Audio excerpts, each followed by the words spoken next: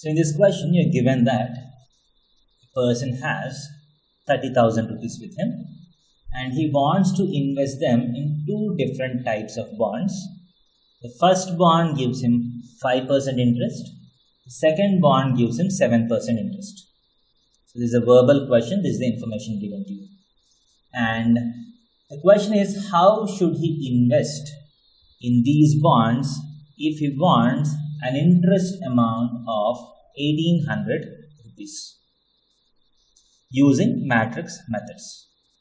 So using matrix method, so how can we distribute the money into these bonds so that you get a total investment of 1800 rupees. So first what it says, let us try to invest X rupees in the first bond. So out of 30,000 rupees, if X rupees goes into this bond, so 30,000 minus X rupees goes to the second bond, right? Now, I want a total interest of 1800 rupees. So how do I calculate the interest? So on X rupees you get 5% interest, on this you get 7% interest. So if you take the amount invested in the form of a row matrix and the interest on corresponding bonds as a column matrix. So you have 5% interest, is 5 by 100 interest. And the second bond has 7 by 100 interest. So if I multiply the amount with the rate of interest, I get the total interest amount is 1800 rupees. This is a 1 by 2 matrix. This is a 2 by 1 matrix. On multiplication, it has to give you 1800 rupees. So how do you multiply these two matrices?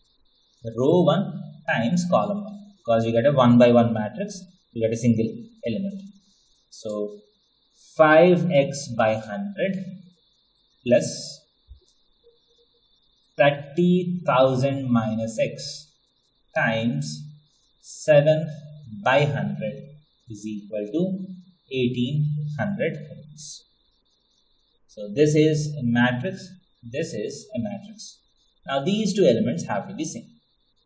So if you take x, 5 by 100 minus 7 by 100, that is minus 2 by 100 plus 30,000 by 100 is 300 into 7 is 2100 is equal to 1800.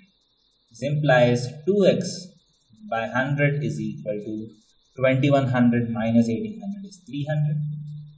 This implies x is equal to 30,000 by 2. It is exactly 15,000.